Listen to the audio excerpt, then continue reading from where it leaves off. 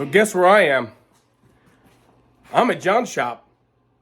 And John has been working on the El Camino frame for, am I doing this right? There's the El Camino, guys. So what we're gonna do here, the plan is to flip it. Right, the bottom side's been all painted, finish painted, top coated. So now we gotta flip it carefully. Flip it carefully. Yeah. Flip it, and then we're gonna paint the other side. So what I'm gonna do here though is I'm gonna show you guys some of the stuff that John's done before we flip it, and then we'll have more stuff to show you afterwards. But I gotta stop this to do that, I think. Hang on. What's up, YouTubers? Big J, Auto Refinery. Usually you're looking at Steve talking. I prefer it that way. I like to just sit there, look pretty. But today I'm in my own basement. As you can see, it's not quite as pretty as Steve's, but you know, we've got a frame to build, so I really can't pick out color swatches and you know, wallpaper and throw pillows. We're just gonna make it dirty. Someday we'll do a little bit of aesthetics down here, but for today, what I'd like to get done is on the frame, we're going to use the Eastwood internal frame coat in black. I didn't want to use green because you can see through the holes, and you know, let's do black. So I'm very excited about that. Now, before I do that, I thought it would be a good idea just to put it up on an angle, and I'm going to beat the hell out of it to get all the loose rust, all the loose dirt, anything that could possibly be in there, you know, because you really can't clean it like you can the outside. So to get the best adhesion on the paint, actually rust encapsulator, I am going to use one of these. So I realized I didn't say the name of the tool. This is a needle scaler. It's pneumatic. They're pretty cheap. I think you can find them for like $100. And it really just moves these pins in and out and loosens up a bunch of, you know, filth, really. So I think it's going to be awesome for loosening up the inside of the frame, getting it as clean as we possibly can. It's extremely loud.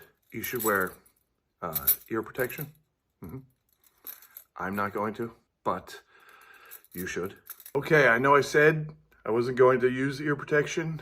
I just did a little bit off camera, and I think I'm actually going to use some ear protection. So let's just get set up here. Okay.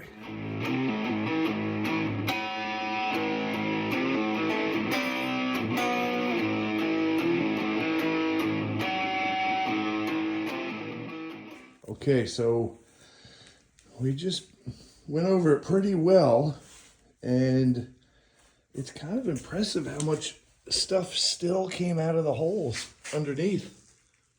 I mean, I don't get it.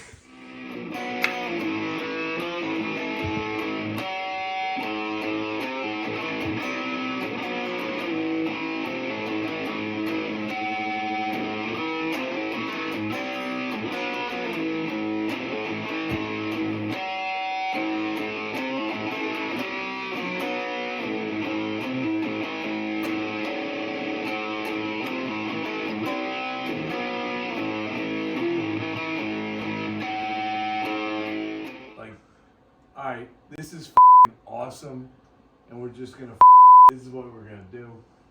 Well, So, at like, the end, this is the first car I ever built, well, you're starting off right. and like that's where the motivation just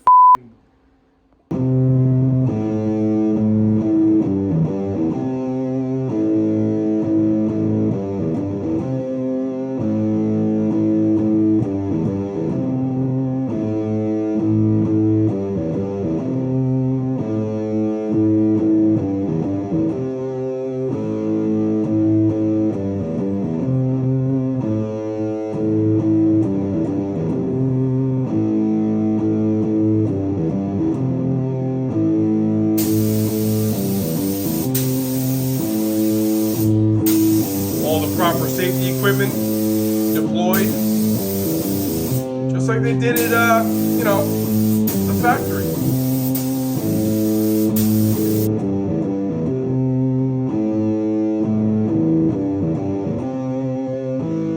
Oh man, that is money, dude. I just want to keep a wet edge. You got to. Gotta chase the flash, man.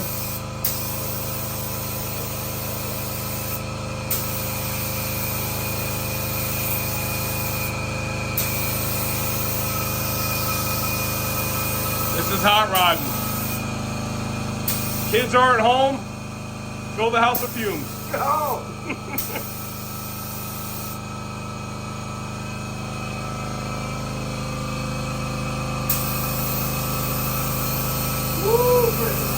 Oh, that smells good. Oh yeah. You're gonna be taking this out of your nostrils for fucking a week.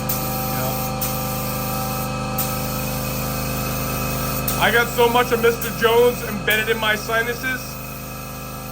Talk about DNA. We are one.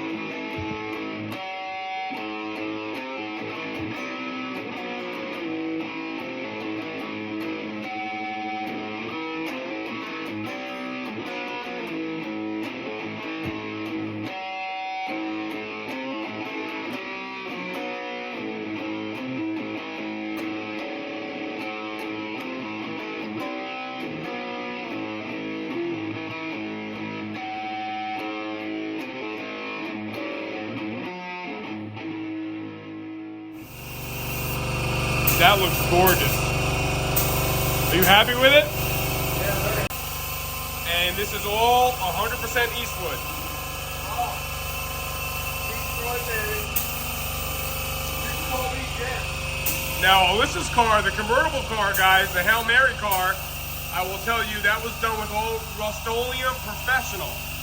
A good friend of mine who's got some beautiful cars turned me on to that, and I did the red oxide rust, primer, and then Rust-Oleum Professional satin black.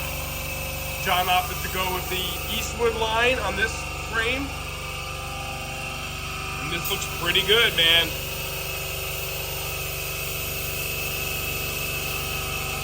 I cannot believe how far along this frame came.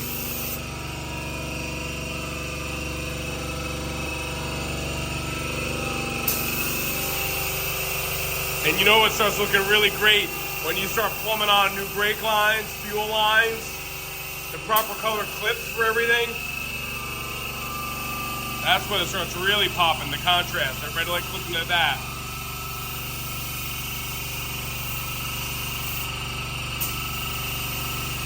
Man, that's killer.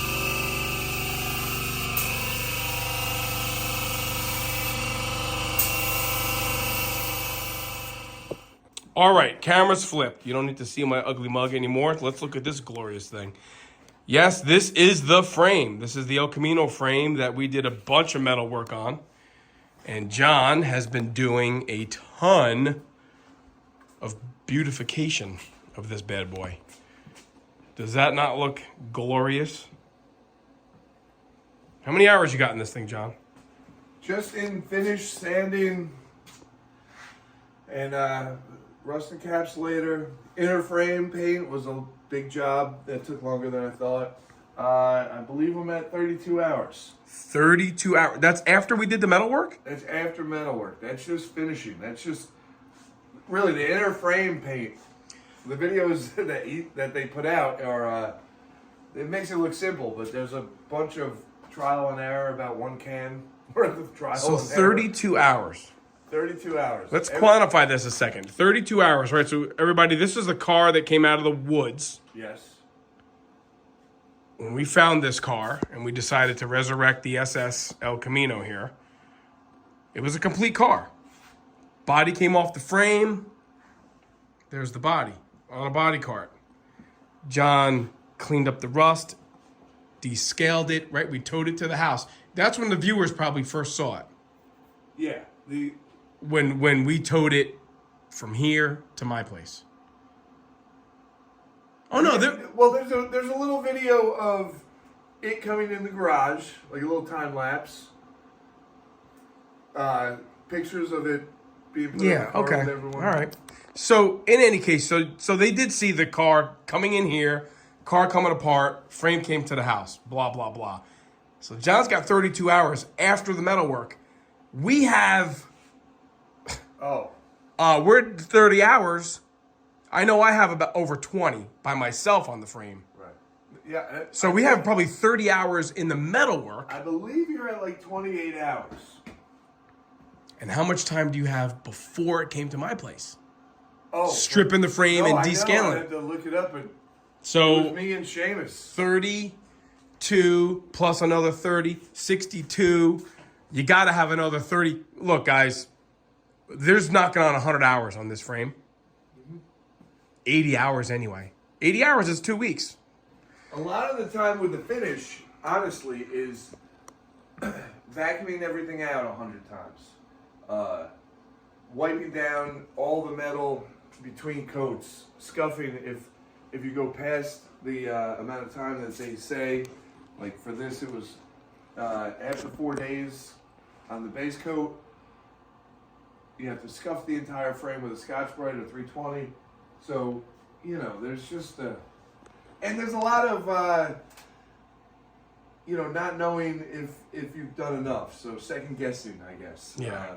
Going back over spots like this section that you're going to see in the wheel well. And of course, the front clip, you want to have really, really nice. So, because you know what's crazy, like what John does for real work and what I do for real work.